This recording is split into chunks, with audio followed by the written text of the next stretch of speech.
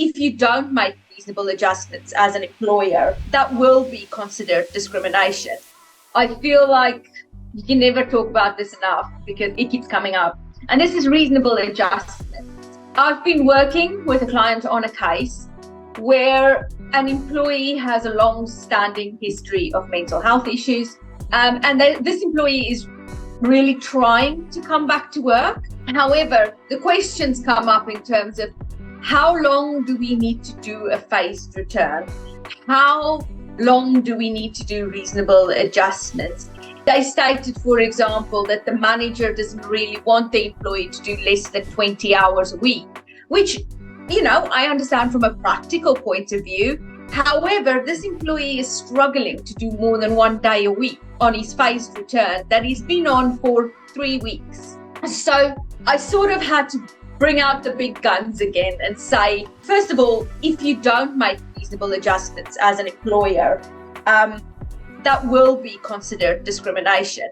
And employers should treat the word reasonable in this case generously. If you think, that's not convenient, just think about it again and think if it's possible rather than if it's convenient. Because yes, it's not convenient to have someone work less than 20 hours when they're a full-time employee, but is it possible? Yeah, absolutely. It's possible for him to work 4 hours a week if he wants to. Might not be convenient for the business because you need to hire another person to do the rest of the job, but it is possible. And that is what you should be thinking about. You should be thinking about what can be done, what this employee can do. And the question of how long for? Forever.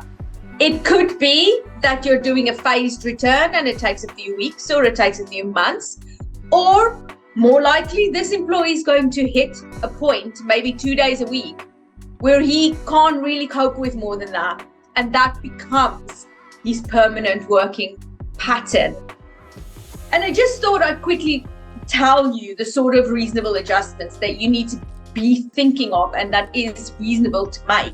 Changes in the workplace. For example, if an employee has mobility issues and their office is upstairs, can you get them an office downstairs? That would be reasonable. Installing a lift, not reasonable. Changing the working pattern, like I say, reducing the hours, changing start times and finish times, giving flexibility when someone might need to leave early or start a bit later if they're having a bad day. Finding different ways of doing things. This one often gets people. There might be a different way for an employee to perform a task that might not be the way it's always been done, but that might be the way they need to do it in order to get it done because they have some sort of disability. Providing equipment and support. This is the other one that employers often struggle with. The idea of maybe employing a buddy to work alongside that person. So no longer having a person working a shift on their own, but actually having someone working that shift with them. Or using equipment to allow someone to be able to be helped, getting something like Grammarly for someone who has dyslexia. That's really helpful and necessary. And then another one that people struggle with is an alternative role. Is there something else that an employee can do other than their normal job that is more suitable for them? Or a role in which you can make adjustments for that person that maybe you can't make in their normal job?